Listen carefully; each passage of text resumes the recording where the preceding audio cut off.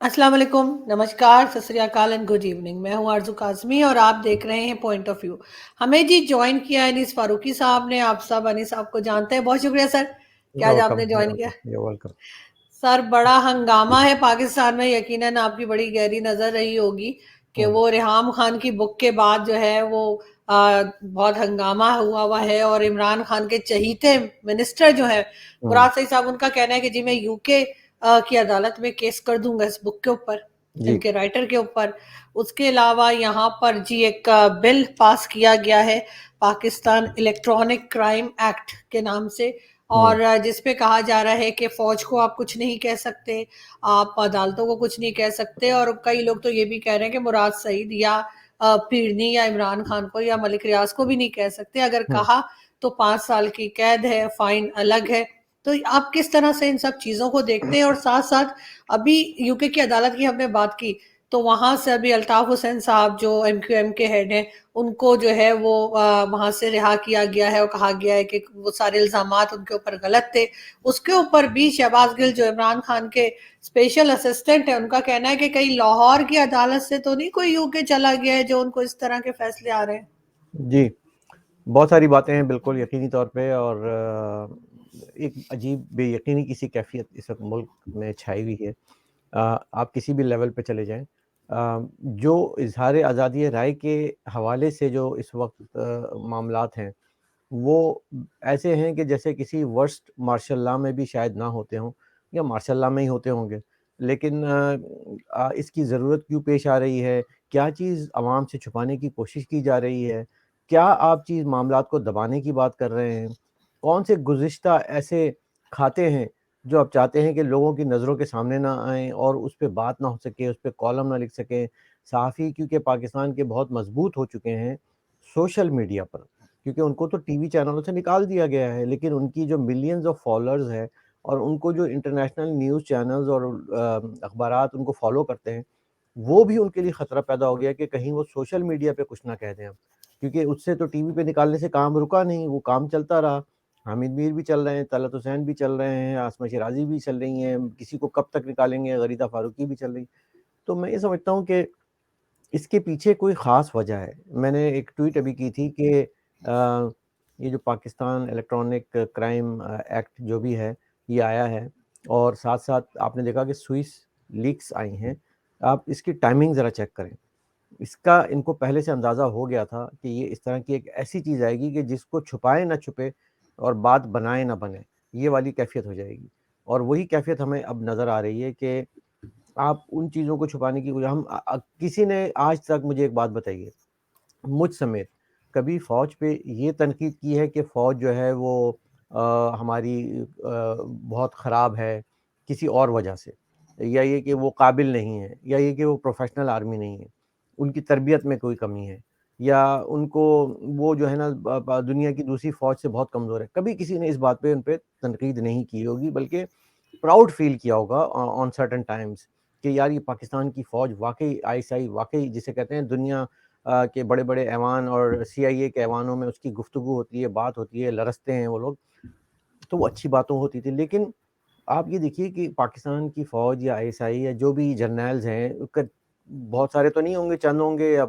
50% ہوں گے، یا جتنے بھی ہیں، وہ ان پہ تنقید کس وجہ سے ہو رہی ہے؟ اس وجہ سے ہو رہی ہے کہ یہ جو انہوں نے ایک بازار لگایا تھا، ایک کارپوریٹ ملٹری انکارپوریشن کی دکان کھولی تھی، اور اس میں انہوں نے بیرون ملک بلکہ بین الاقوامی طاقتوں سے یقین دہانیاں کرا کرا کے فنڈنگ لی تھی۔ اس فنڈنگ کا کھاتہ نہ پوچھا جائے ان سے، اس فنڈنگ کی بات نہ کی جائے، اس فنڈنگ کی جو اب آج خرد برد کے معاملات، غبن کے معاملات جو سامنے آ رہے ہیں، وہ ان سے بات نہ کی جا سکے۔ تو آپ نے دیکھا کہ معروف ہالی ووڈ کے اداکار رونلڈ ریگن صاحب جب صدر بنتے ہیں، ان کے دور میں آپ کو معلوم ہے افغان طالبان اور حقانی گروپ اور یہ سب واشنگٹن کے ایوانوں میں ڈنر کھاتے ہیں، ان کے ساتھ ان کے دوست ہوتے ہیں، ان کے سب سے بڑے ایلائے ہوتے ہیں، دیز آر آر ایلائز، وہ ان کو کہتے تھے، ان کو اپنا سپاہی مانتے تھے، کیونکہ ان کو روس کے خلاف جنگ لڑنی تھی۔ اب روس کے خلاف جنگ لڑنے کے لیے آپ کو سپاہی تو مل گئے، لیکن ان سپاہیوں کو تربیت دینے کے لیے، ان سپاہیوں کو جنگ کے طریقے سکھانے کے لیے، ان سپاہیوں تک سپلائیز اور لاجسٹکس پہنچانے کے لیے ایک راہداری پاکستان کی ملی، ایک ان کو سپورٹ پاکستان کی ملی، پاکستان کی آرمی کی ملی، جرنیلز کی ملی، ضیاء الحق صاحب کی ملی. ہر دور میں ہی ہر جرنیل نے ان کو سپورٹ کیا، اور امریکہ اس لیے ہمارے جرنیلوں سے بہت خوش ہے. تو آپ نے دیکھا کہ جنرل ضیاء الحق کے زمانے میں جو جہاد، افغان جہاد، جو کہ اس وقت جہاد کا لفظ بڑا پاک اور متبرک مقدس سمجھا جاتا تھا دنیا میں، آج تو وہ ٹیررزم کہلائی جاتی ہے، ایکسٹریمزم کہلائی جاتی ہے، ایکسٹریمزم کہتے ہیں. اور یہی امریکن ایوانوں میں اس کو کہا جاتا تھا کہ افغان جہاد، کیونکہ روس کے خلاف لڑ رہے تھے اور امریکہ کے حامی تھے، امریکہ کے اتحادی تھے. تو اس میں انہوں نے پاکستان کی دل کھول کے فراخ دلی سے مدد کی، ڈالروں کی برسات کی، اور وہ اس کا کوئی حساب کتاب نہیں رکھا. اور سوال ضرور آپ نے دیکھا ہوگا کہ ریگن کے بعد جتنی بھی انتظامیہ آئیں وہ سوال یہ ضرور کرتی کہ ہم نے بلینز آف ڈالر دیے، یہ گئے کہاں؟ تو جناب آج اس کا جواب سوئس لیگ کی صورت میں آپ کے سامنے موجود ہے. تو اب آپ دیکھیے کہ ہمارے بہادر جری جرنیلوں نے کام کیا کیا.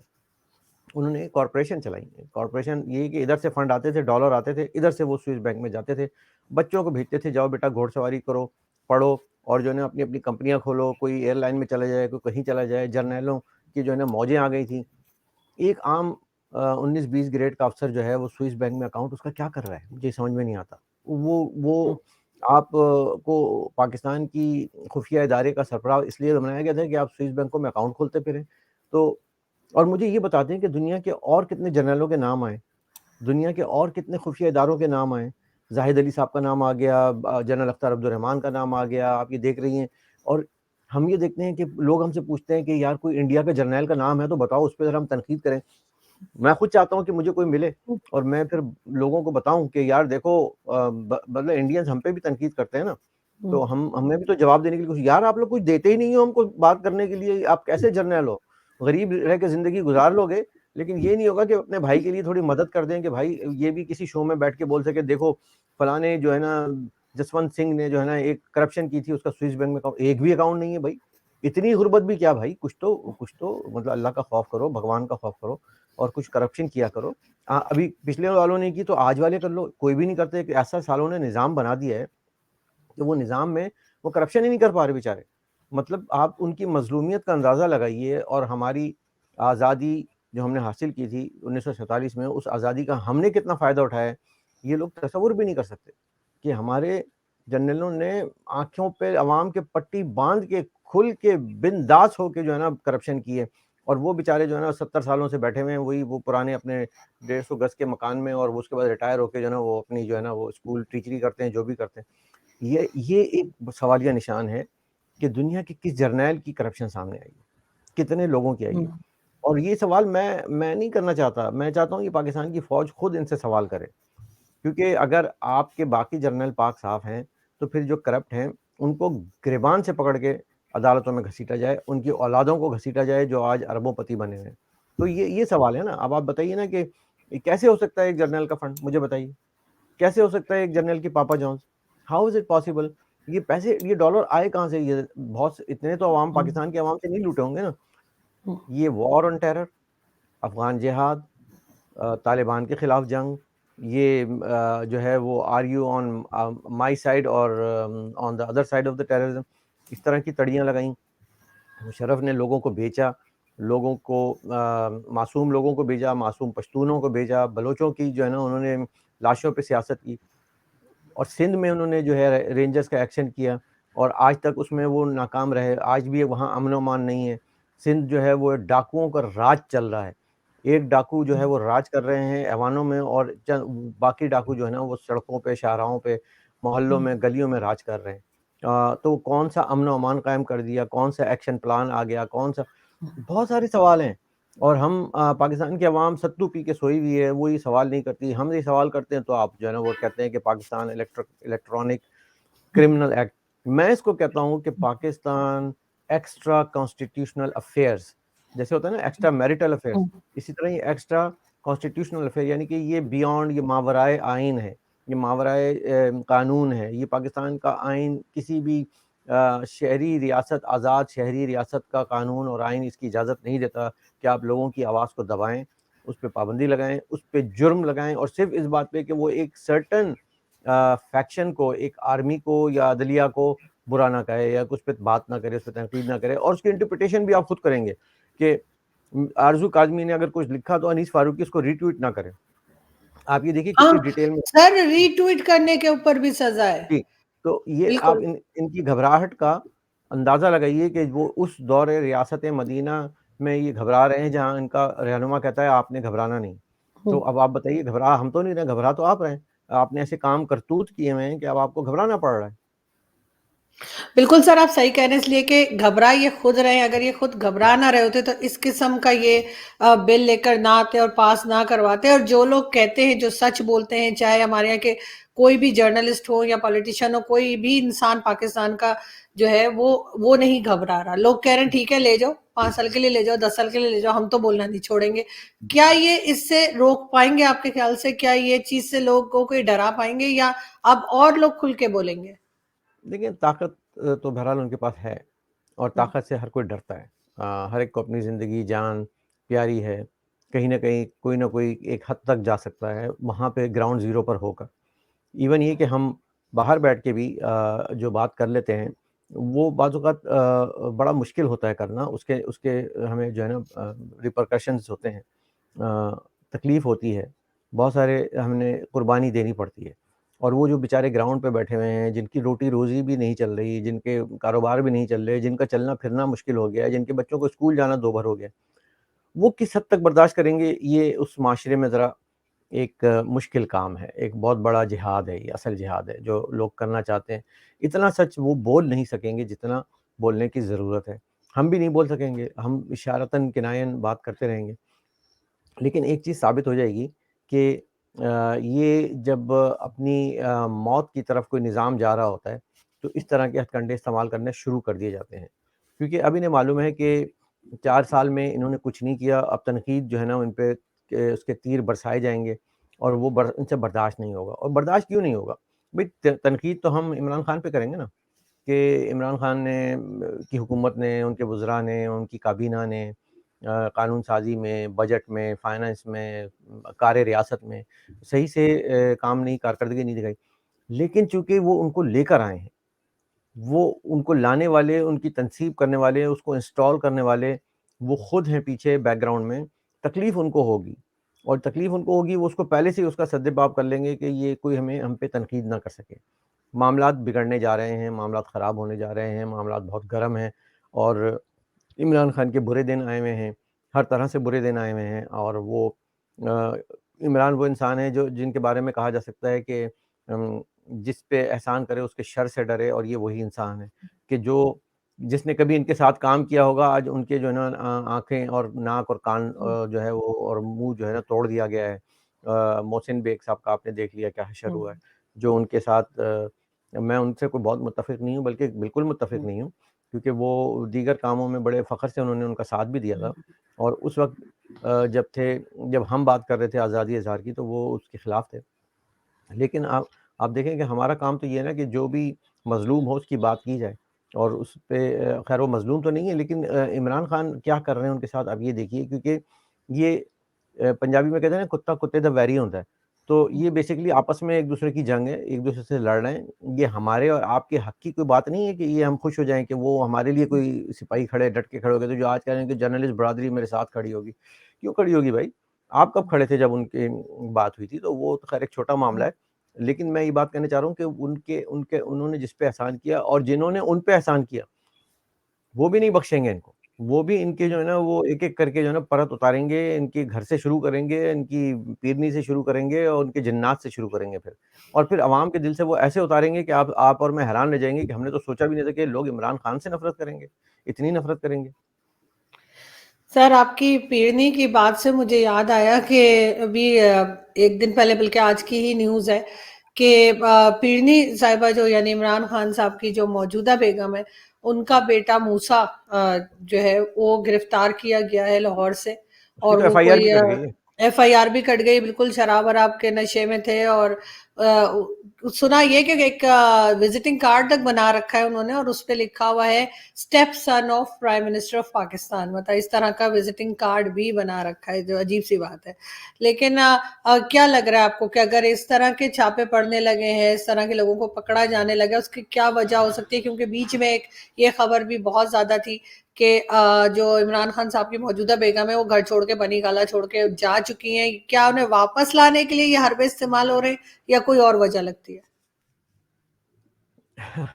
देखिए, बिजनेस कार्ड की आपने बात की, बड़ी अजीब बात की। एक ज़माने में मुझे याद है कि शहबाज शरीफ साहब का जो हेयर ड्रेसर था, जो हेयर कटिंग करता था, उसने एक बिजनेस कार्ड बनाया हुआ था कि barber of chief minister of Punjab, Shahbaz शरीफ, और वो जाके जो है वो अपने काम निकलवाता था। तो ये एक कल्चर हमारे यहाँ है। इमरान खान की जेब में भी एक कार्ड होगा, माई नेम इज़ निक्का and I have an Abu name is Bajwa. तो वो भी कार्ड लेके घूमते होंगे, लोगों को दिखाते होंगे। इसी तरह से मूसा साहब भी एक कार्ड लेके घूम रहे हैं कि I have 2 fathers, one father is Manika, my mom ran away, left my father and then I have a second Abu, I am very proud of him. तो ये कल्चर इस्लामी रियासत मदीना में इस वक्त चलता है। लोग हंस रहे हैं, हमें अफसोस होता है, हमारा मजाक उड़ता है, आपका मजाक उड़ता है, हमारे मुल्क का मजाक उड़ता है, हमने किन लोगों के हाथ में दे दिया उनका मजाक उड़ता है। जब जब सफ़ा नंबर 273 की बात आती है, रेहाम खान की किताब की बात आती है, तब वो हमारा मजाक उड़ता है कि इस रियासत के वो जो इमरान खान की तस्वीरें आती हैं नमाज पढ़ते हुए खुशू व खुजू के साथ, उसके साथ वो मैं जब इमेजिन करता हूँ कि वो रेहाम खान की तस्वीर, उसमें क्या लिखा हुआ था कि इमरान खान किस हालत में क्या कर रहे थे, तो फिर वो ये इनकी जो एक हिपोक्रेटिक बिहेवियर है, वो जो हमें झूठ का पलंदा दिया जाता है, जो हमें नज़र आता है, जो हमें पर्दा स्क्रीन पे दिखाया जा रहा है, एक मंजर, एक बड़ा सुहाना, एक मदीने की रियासत के खलीफा का तस्वुर कायम करने की अर्तुगरुल एक बनाने की कोशिश की जा रही है। तुर्की का एक बड़ा सिपाही जय्यद जिहादी, वो बिल्कुल पाश हो जाता है, वो टूट जाता है। वो हमें पता है कि झूठ पे मबनी एक ऐसा अफसाना घड़ा गया है कि जिसमें लोग निकल आए हैं बाहर निकल आए हैं, सिवाय उनके कि जो बहुत ही ज़ईफ़ यूथिये हैं। अब मुतमईन यूथियों की तादाद भी कम हो गई है, ज़ईफ़ यूथिये थोड़े से रह गए हैं। वो अब भी लगे हैं और लगे रहेंगे। इनके निकलने के बाद भी वो लगे रहेंगे और अफ़सोस करेंगे कि ये मौका नहीं दिया हमें। तो हम चाहते हैं कि इनको पूरा मौका दिया जाए, लेकिन इस चक्कर में मुल्क का सत्यानाश ना कर दें। तो प्रीति की जो बात है, देखिए वो उनका बेसिकली निजी मामला है। अगर कोई मेरे घर के बारे में बात करेगा तो मुझे भी दुःख होगा। इसी तरह मैं नहीं चाहता कि उनके घर के मामलात में बात की जाए, लेकिन ये एक कोई ख़ानगी मसला नहीं है। ये एक बहुत पॉलिटिकल मैरिज थी। ये एक जिसे कहते हैं ना, हमारे यहाँ होती है ना लव मैरिज और अरेंज मैरिज, ये अरेंज मैरिज थी। इसको जो है ना किसी ने अरेंज किया था, और वो जिन्होंने अरेंज किया था वो डी-अरेंज भी कर देंगे अब, और वही उसी तरफ हालात जा रहे हैं। एक नेक इबादत गुज़ार मुत्तकी खातून अपने शौहर की फर्माबरदार किस तरह से अपने शौहर को छोड़ के जा सकती हैं बीच मंझार में? तो ऐसा तो मुमकिन नहीं है। लेकिन फिर सवाल उठता है कि वही नेक मुत्तकी परहेज़गार पीरनी किस तरह से अपने शौहर अव्वल को छोड़ के वो उन्होंने उस इबादत गुज़ारी के दौरान उनसे दूसरे शख्स से राब्ते कायम करके और वो उनके साथ पतली गली से निकल गईं। ये धोखेबाज़ी का जो एक हमने मुज़ाहरा देखा है, पीठ में खंजर घोंपा के कमर से कौन अब खंजर निकाले, हमें ज़ख्मों की आदत हो रही है। हम ज़ख्म पे ज़ख्म खाते जा रहे हैं। वादे कुछ करते हैं लोग और धोखे दे देते हैं। कस्में कुछ और उठाते हैं और पतली गली से किसी और के साथ निकल जाते हैं। यहाँ पे तो मैं समझता हूँ कि आज के दौर में मोहब्बत और इश्क और प्यार जो है वो बज़ाहिर मादियत की शक्ल इख्तियार कर गया है, जहाँ पे आपको जहाँ सोना नज़र आए, चमकती हुई चीज़ नज़र आई, जहाँ आपको कोई महंगी गाड़ी नज़र आई, जहाँ आपको कोई सोना-चांदी नज़र आया, जहाँ किसी ने आपको गजरे पहना दिए, जहाँ किसी ने आपको सोने की चूड़ी दे दी, आप उस तरफ निकल गए अपने असली महबूब को छोड़। ये एक कल्चर बनता जा रहा है पाकिस्तान का। वो जो हीर-रांझा वाली मोहब्बत थी वो तो नहीं। और फिर सबसे बड़ी बात ये है कि एक शादीशुदा बच्चों वाली औरत किस तरह से किसी और के इश्क में मुब्तला हो सकती है? किस तरह से एक शादीशुदा एक निकाह में होते हुए, निकाह जैसे मुक़द्दस बंधन में होते हुए, आप कैसे तसव्वुर भी कर सकते हैं कि आज मुझे इस मर्द को छोड़ के कल से मैं इस मर्द के साथ रहना शुरू कर दूँगी, इसके साथ मेरे शब-ओ-दिन रोज़ गुज़रेंगे। मैं ये तसव्वुर भी करता हूँ तो मुझे उस औरत में और उस जानवर में कोई फ़र्क नज़र नहीं आता जो कि गलियों में घूमता है और हर दूसरे जानवर के और साथ सर बड़े-बड़े बच्चे जिनकी शादियां तक हो रही हैं, और बड़े-बड़े बच्चे, समझदार बच्चे, ऐसे नहीं कि छोटे-छोटे बच्चे, شادیاں ہو رہی ہیں ان کی، وہ سب ہے، لیکن اس کے باوجود پھر یہ کہتے ہیں کہ جی ہماری پرسنل لائف کو ڈسکس نہ کیا جائے. وہ تو کیا جائے گا، ہر پرائم منسٹر کی جاتی ہے، ان کی کیوں نہ بالکل ہو؟ کی جاتی ہے، بالکل کی جاتی ہے. اگر کی مطلب جان ایف کینیڈی اور ان کی وائف کے درمیان کبھی کوئی واقعہ ہوتا تھا تو پوری میڈیا اس پہ لکھتا تھا، بات ہوتی تھی. اسی طرح کی دنیا کے کتنے ایسے واقعات ہیں. تو وہ تو خیر اپنی جگہ پر ہے، لیکن یہ میں کہنے کا مقصد یہ ہے کہ وہ جو میرے اس لفظ پہ غور کیجیے گا کہ ایک لو میرج ہوتی ہے، ایک ارینج میرج ہوتی ہے. یہ ارینج میرج تھی، جنہوں نے ارینج کرائی تھی. اب وہ اس کو کہہ رہے ہیں کہ بس یہ اب اس کا اینڈ کریں، پردہ سیمی سے گرنے والا ہے پردہ، اور یہ ڈراپ سین ہے. بالکل سب یہی کہہ رہے ہیں، اور لگ بھی کچھ ایسا ہی رہا ہے. دیکھتے ہیں کہ کب یہ ڈراپ سین ہوتا ہے. سر اگر ہم بات کریں الطاف حسین صاحب کی، ان کے 2 کیسز تھے اور دونوں میں سے ہی وہ فیصل واوڈا صاحب بڑا پیپر شپر لے کے یو کے پہنچے تھے کہ جی ان کے اوپر کیسز کرے اور سب کچھ، لیکن ہوا کچھ نہیں، اور ان کو وہاں کی عدالتوں نے کہہ دیا کہ جی اس طرح کی کوئی بھی الزام ان پہ ثابت نہیں ہو سکا. جس کے بعد شہباز گل جو کہ special assistant of prime minister Imran Khan, ان کا کہنا ہے کہ کیا جی لاہور کی ہائی کورٹ کا کوئی کیا یو کے شفٹ ہو گیا ہے جو اس طرح کے فیصلے آ رہے ہیں. تو یہ گھبراہٹ جو ہے گورنمنٹ کی، یہ کیا بتا رہی ہے؟ لاہور ہائی کورٹ کے ججز تو وہی ہیں نا جنہوں نے فیصلہ دیا تھا کہ ان کی تحریری تقریر پہ پابندی لگا دی جائے، اور پھر انہوں نے دوبارہ پیمرا نے اسی کا ریفرنس دیتے ہوئے میڈیا کو ایڈوائزری جاری کی کہ اب اس فیصلے پہ بھی گفتگو نہ ہو. ویسے جب تک ان کو امید تھی کہ یہ ہار جائیں گے اور گرفتار ہو جائیں گے اور جیل چلے جائیں گے، جب تک تو پورا میڈیا الطاف حسین کر رہا تھا، ان کی گاڑی کے پیچھے بھاگ رہا تھا، ان کے ایک جھلک دیکھنے کو بے قرار تھا. حریم شاہ کو لے کے پہنچے ہوئے تھے لوگ وہاں پہ. لیکن جب فیصلہ آ گیا ان کی فتح مبین کی صورت میں، تو پھر اس کے بعد اب وہ کہہ رہے ہیں کہ یار یہ ذکر نہ ہونی چاہیے، کیونکہ ہماری بڑی سکی ہو رہی ہے کہ ہم نے تو امیدیں لگا کے بیٹھے ہوئے تھے کہ بس یہ چیپٹر کلوز ہو گیا. یار چیپٹر وہ کلوز ہو ہی نہیں سکتا. یہ وہ چیپٹر ہے جو کہ یہ دیکھیں، چیپٹر ان کا کلوز ہوتا ہے کہ جو چیپٹر کوئی اور لکھتا ہے. یہ چیپٹر لکھنے والوں میں سے لوگ ہیں، یہ وہ لوگ ہیں جو بانیان ہیں، جنہوں نے اس پاکستان کی کہانی لکھی ہے، اور جنہوں نے لکھی ہے وہ جب چاہیں گے وہ چیپٹر کلوز کریں گے. آپ کے اور ہمارے بس میں نہیں ہے کہ ہم کسی کا چیپٹر کلوز کر سکیں. یہ ان کی خواہش ہو سکتی ہے، ان کی تمنا ہو سکتی ہے، ان کی آرزو ہو سکتی ہے. ان کی خواہش کو آپ کچھ بھی کر لیں، لیکن ان کے بس میں نہیں ہے. الطاف حسین کا جو مقدمہ تھا وہ ظاہر ہے برٹش کورٹ نے اپنے جو لینڈ آف دا لا ہے اس کی روشنی میں دیا، اور اگر وہ پاکستان میں بھی چلتا اور کوئی شفاف نظام انصاف ہوتا تو وہ وہاں سے بھی ایکوٹل ہو جاتا ان کا. کیونکہ ایک پولیٹیکل لیڈر جب اپنا اسپیچ ڈیلیور کرتا ہے تو وہ اس میں روب دبدبا ہوتا ہے، گھنج گرج ہوتی ہے، اور اس میں وہ بہت ساری باتیں کرتا ہے. But it does not mean, میں یہ سمجھتا ہوں کہ وہی جو میں نے پہلے بھی بات کی تھی کہ اگر یہ بات ہوتی سلیکٹیو کرٹیسزم کرنا ہے یا سلیکٹیو آپ نے کسی پہ ٹرائل کرنا ہے تو طاہر القادری پہ بھی کرتے ہیں نا. انہوں نے تو لوگوں کو شہید کرنے کا حکم جاری کر دیا تھا. اب مجھے بتائیں کہ ویسٹرن معاشرے میں اگر یہ کورٹ میں مقدمہ کینیڈا میں چلے اور اس میں ہم کہیں کہ یہ اس کینیڈین سٹیزن نے پاکستان جا کر یہ کہا ہے کہ جو بھی سڑک پہ اس طرف جا رہا ہو اس کو مرڈر کر دو، مارٹر کر دو، اس کو شہید کر دو، تو یہ ہیٹ کرائم سے بھی بہت اوپر کی بات ہو جائے گی نا. یہ آپ فارن لینڈ میں ایک کنسپریسی ٹو کل کے اس میں آئے گا. لیکن وہ مقدمہ چلانے کی لیے کسی ریاست نے کوئی مطلب انٹرسٹ نہیں دکھایا، پاکستان کے لوگوں نے پیسے نہیں خرچ کیے وکیلوں پہ، تو وہ بچے ہوئے ہیں. تو الطاف حسین صاحب نے بھی کوئی ایسا قصور نہیں کیا تھا. لیکن میں یہ کہتا ہوں کہ اب اس فیصلے کی روشنی میں پاکستان کے مقتدر اداروں کو سنجیدگی سے سوچنا چاہیے کہ آپ جتنی بھی کوشش کر لیں، جتنے بھی آپ نے مہرے لائے، جتنا بیک اپ میں بھی اور مال رکھا ہوا ہے چھپا کے، وہ بھی لے آئیں سامنے. وہ چینج نہیں کر پائیں گے عوام کا دل. پنجاب سے نواز شریف نہیں نکالا جا سکتا اور سندھ سے الطاف حسین نہیں نکالا جا سکتا. پشتون بیلٹ سے آپ کو پتا ہے کہ محسن داور علی وزیر نہیں نکالا جا سکتا، اور بلوچستان میں جو بلوچستان کے لیڈر ہیں وہ نہیں نکالے جا سکتے. نہیں، آپ بالکل ٹھیک کہہ رہے ہیں، اور یہ جو فیصلہ آیا ہے وہ بالکل اس بات کو صاف صاف بتاتا ہے کہ کس طرح سے یہاں سے ان کے جو سینیٹر ابھی ہٹا بھی دیے گئے، بلکہ فیصل واوڈا صاحب وہ نہیں، گئے، فیصل واوڈا کی کیا بات ہنگامہ کرنی. تھا.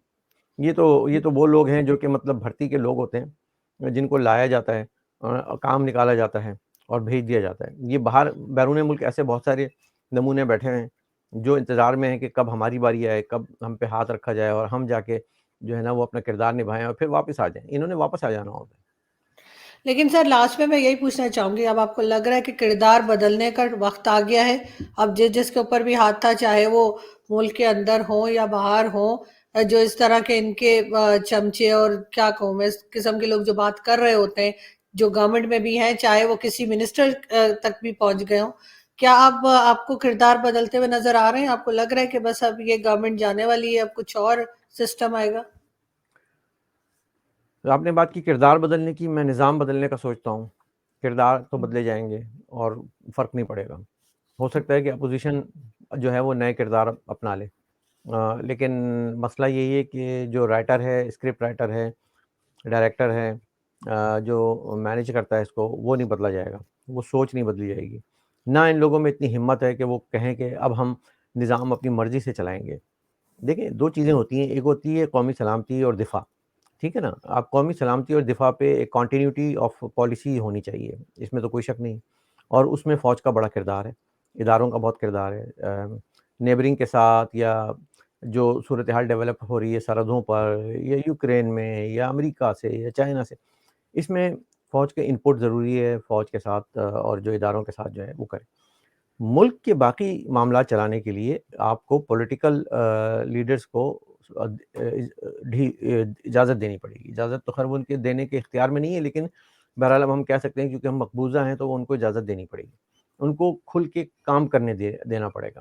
وہ معیشت بھی ہو سکتی ہے، وہ ملک میں امن و امان بھی ہو سکتا ہے، وہ لوگوں کا مینڈیٹ بھی ہو سکتا ہے، وہ لوگوں کے لیے جو ہے نا فلاح و بہبود کے منصوبے بھی ہو سکتے ہیں، اور پالیسیز بھی ہو سکتی ہیں. اور جب تک ہم اس کی اجازت نہیں دیں گے، ظاہر نظام ایک دم سے انقلاب تو نہیں آئے گا نا کہ وہ بالکل ہٹ جائیں اور اس میں چلے جائیں اور بیرکوں میں چلے جائیں اور اپنا کام ہم چھوڑ دیں.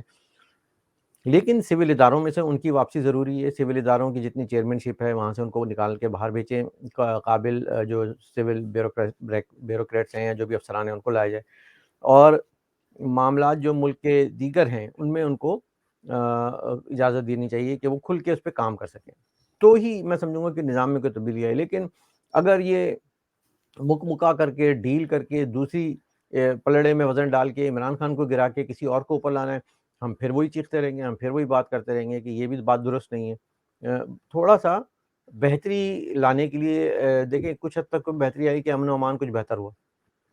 جو مشرف کے دور میں دھماکے ہوتے تھے، لوگ مرتے تھے، بموں کے دھماکے ہوتے تھے، وہ تو ختم ہوئے. چلو اللہ اللہ کر کے طالبان اپنے جو ہے نا وہ اپنے مگن ہے اپنی حکومت چلانے میں، آپ ان کو ان کے حال پہ چھوڑ دیں، ان کے ساتھ زیادہ پنگا نہ لیں. انڈیا نے آپ کو آج تک تنگ نہیں کیا. ٹھیک ہے، چائنا کے ساتھ آپ انویسٹمنٹ کر رہے ہیں، آپ اس کے ساتھ کام کریں، فلاح و بہبود کے منصوبے پہ کام کریں، ان کے ساتھ آپ ترقیاتی کاموں پہ بات کریں، دنیا کے ساتھ دیگر ممالک کے ساتھ بھی بات کریں. لیکن جو معاملات فوج کو دیکھنے ہیں وہ فوج دیکھے، جو عدلیہ کو دیکھنے ہیں وہ عدلیہ دیکھیں، جو صحافیوں کو دیکھنے ہیں وہ صحافی دیکھیں، جو سیاستدانوں کو دیکھنے ہیں وہ سیاستدان دیکھیں.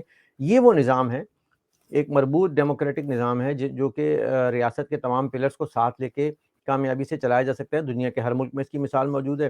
ہر کوئی اپنی اپنی حد میں رہ کے کام کرتا ہے. آپ بھی کیجئے. تو میں سمجھتا ہوں تبھی ممکن ہے کہ کردار بدلیں یا نظام بدلے، جب ہم اس پہ تسلی بخش کوئی بات کر سکیں گے. بہت بہت ہو گیا، میں تو یہ کہوں گا بہت سال گزر گئے، کئی دہائیاں گزر گئیں، 7 دہائیوں سے ہم یہ تماشا دیکھ رہے ہیں. کب تماشا ختم ہوگا؟ تو یہ تماشے کو ختم ہونا چاہیے. آپ کے ساتھ مل جل کے ہی کوئی ایسا ارینجمنٹ والے، لیکن لوگوں کو مینڈیٹ کی رسپیکٹ دیں، ان کے ووٹ کی رسپیکٹ دیں، ان کی لیڈرشپ کو جو ہے اجازت دیں کہ وہ کھل کے کام کر سکے. آپ دیکھیں کہ یہی ملک فلرش کرے گا اور یہی ملک ترقی کرے گا، یہی ملک دنیا میں عزت سے جیے گا. نہیں، آپ بالکل ٹھیک کہہ رہے ہیں، ایسا ہونا چاہیے. لیکن جس طرح کے حالات ہیں، جس طرح کی ہماری فوج کو عادت پڑ چکی ہے کہ وہ اپنے کام کے علاوہ ہر جگہ پہ نظر آتے ہیں، تو وہ نکلتی وہ عادت ختم ہوتی ہوئی بہت مشکل ہوگی اور بہت سال لگیں گے، لیکن کم از کم کوشش کی جا سکتی ہے. بہت شکریہ سر کہ آج آپ نے بس جوائن کیا. Thank you so much. Thank you.